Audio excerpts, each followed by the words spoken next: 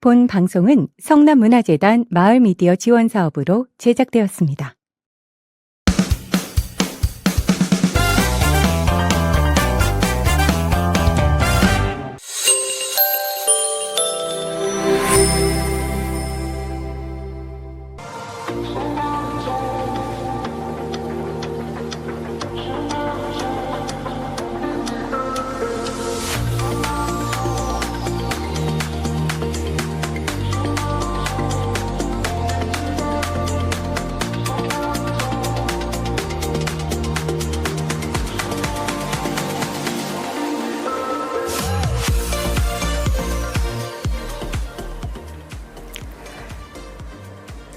(3월은) 입학 시즌이죠. 캠퍼스의 새싹처럼 우리의 마음속에도 새로운 시작을 향한 설렘이 피어나는 때입니다. 새로운 환경, 새로운 배움, 그리고 새로운 사람들과의 만남.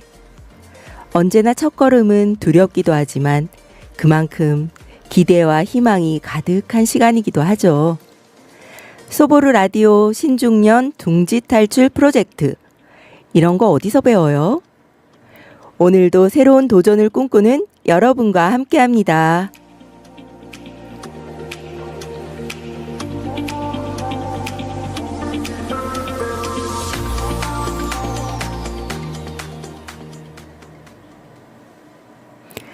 안녕하세요, 오드리입니다. 누구나 한 번쯤은 이런 고민을 해보셨을 거예요. 내 나이에 이런 걸 시작해도 될까? 하지만 걱정 마세요. 우리는 언제든 새로운 시작을 할 수 있습니다. 오늘의 주제는 바로 다시 신입생. 여러분도 새로운 배움의 세계에 입학할 준비 되셨죠? 오늘 제 옆에는 희아님이 함께 계십니다. 안녕하세요, 희아님. 안녕하세요, 희아입니다. 오늘은 우리 둘이 오붓하게 방송을 하게 되었어요. 네, 이렇게 둘이 하는 것도 새롭네요. 그쵸? 둘이지만 알차고 재미있는 시간이 되길 기대합니다. 네. 오늘은 신입생에 관한 이야기인데요. 희아님과 저도 신입생이잖아요. 네? 신입생이라고요? 네, 올해부터 정식으로 합류하게 된 성남시 마을미디어의 새내기팀 소보루잖아요. 맞아요. 우리가 새내기 팀이기 때문에 아직은 부족한 점이 많아서 미디어 센터와 선배 팀들에게 많은 도움과 협조를 받고 있어요. 네, 그렇죠. 여러모로 도움을 주셔서 너무 감사한 일이에요. 그런데요. 오드리 님이 올해 학교에 입학하셨다는 소문을 제가 들었습니다. 벌써 소문이 났나요? 네, 그래서 궁금해요. 좀 자세한 내용 좀 한번 말씀해 주시겠어요? 네, 맞습니다. 올해 한국방송통신대학교에 입학하게 되어서 제가 2호 학번이 되었답니다. 멋있어요. 한국방송통신대학교 2호 학번. 그럼 전공은 뭘 선택하셨을까요? 전공이요? 제가 좀 뭐랑 어울릴까요? 오드리님한테 어울리는 거 많죠. 저는 영어 영문학과입니다. 어머나, 영어 영문학과요? 예, 영문학도가 되었죠. 제가 영어를 정말 잘하고 싶은데 잘 못해요. 많은 사람들의 경우가 그렇죠. 그래서 이제 선택을 했고요. 네. 그래서 뭐 학원이나 개인적으로는 공부하려고 시도는 많이 해봤어요. 네. 근데 일상이 분주하다 보니까 우선순위에서 자꾸 밀어놓게 되더라고요. 그렇죠. 아무래도 그래요. 저 같은 경우도 작년에 영어 공부를 좀 할까 하고 학원을 등록했었는데요. 맞아요. 이게 열심히 했잖아요. 생각처럼 마음같이 되지 않더라고요. 집안일하고 뭐 아이들도 챙기고 그러다 보니까요. 쉬운 일은 아니었어요. 그쵸. 그래서 저는 학교를 다니면 억지로라도 공부하게 되지 않을까 싶어서 지원하게 됐습니다. 네. F학점 받으면 창피하잖아요. 에이, 오드리님 열심히 하시는데 그럴 리가요. 공부하려고 하는 마음 멋지고요. 그리고 그렇게 시도했다는 게 중요한 거죠.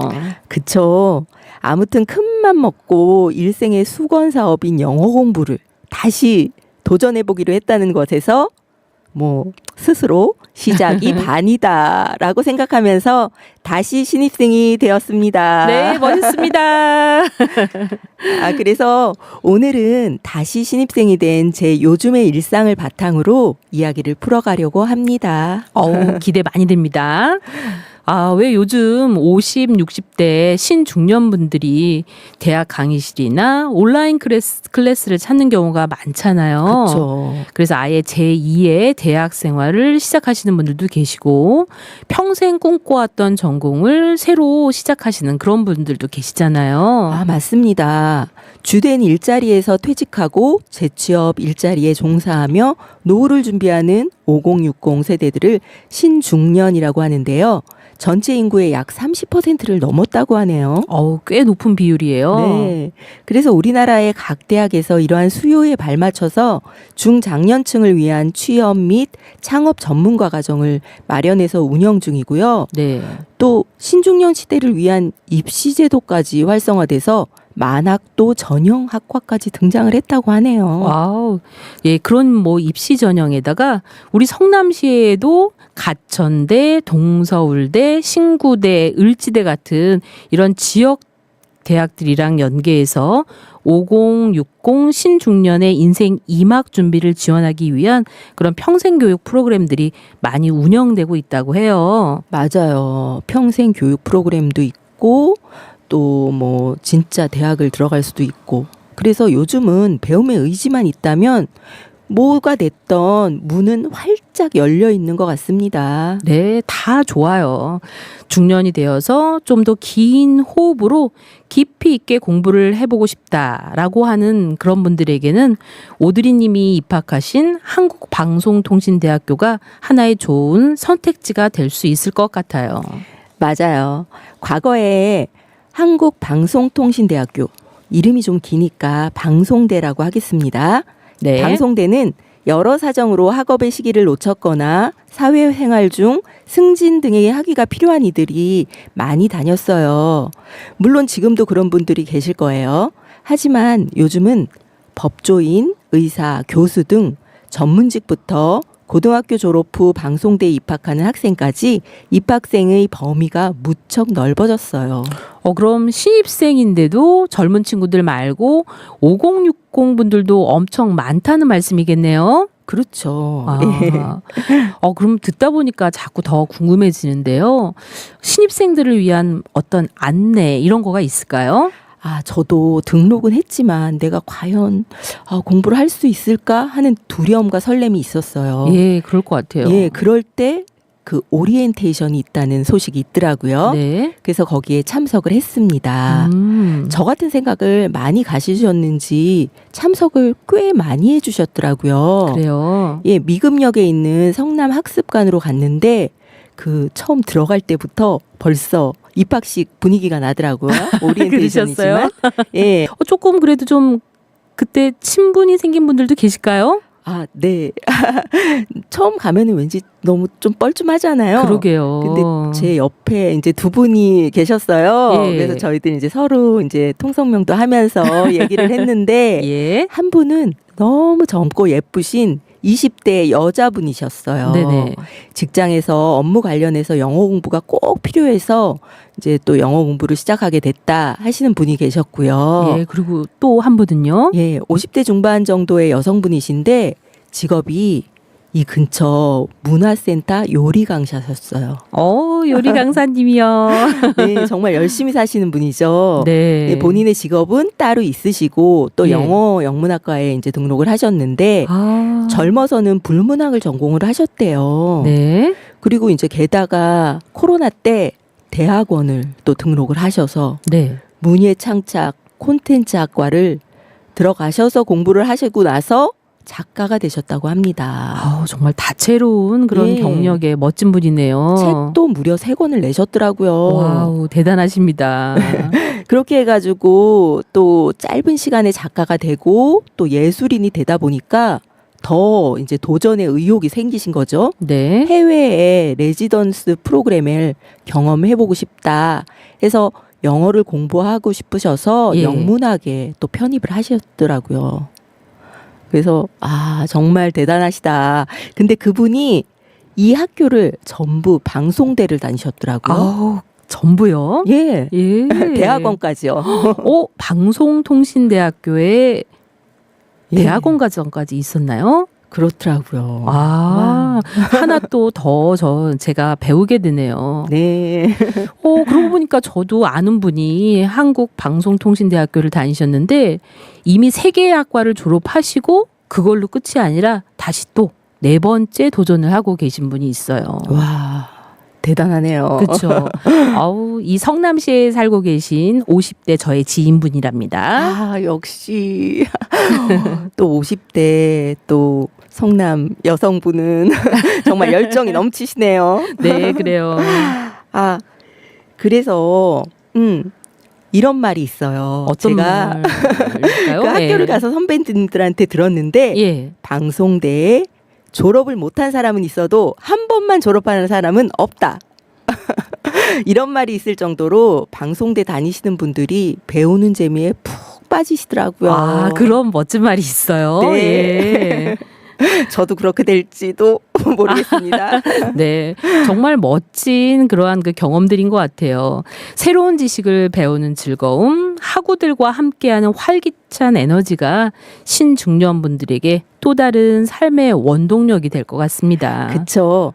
활기찬 에너지와 삶의 원동력을 얻는 것은 물론이고 요즘 워낙에 변화가 빠르잖아요, 시대가. 그러게요. 그 변화하는 시대에 발맞춰서 환경에 대처하는 능력도 자연적으로 이루어질 수 있다는 것이 바로 배움의 장점이죠. 네, 그럼 중년에 다시 대학 생활을 시작한다. 이거 만만치 않은 도전인데요. 그쵸. 예, 어떻게 적응하면 좋을까요?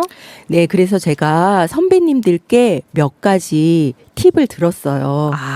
중요한 내용 나올 것 같습니다. 네.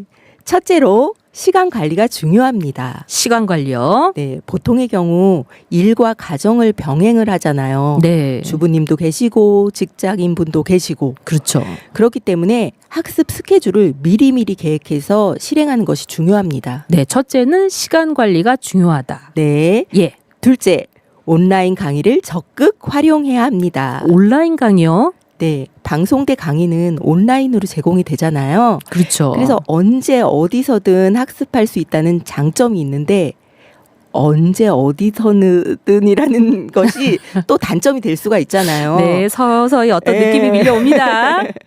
그래서 그 강의는 꼭 들어야 돼요. 네. 그래서 강의를 듣는 것을 형성평가라고 하는데요. 100점 만점에 20점을 차지하기 때문에 중요한 부분을 차지합니다. 네, 점수 관리를 위해서 꼭 들어야만 한다. 네.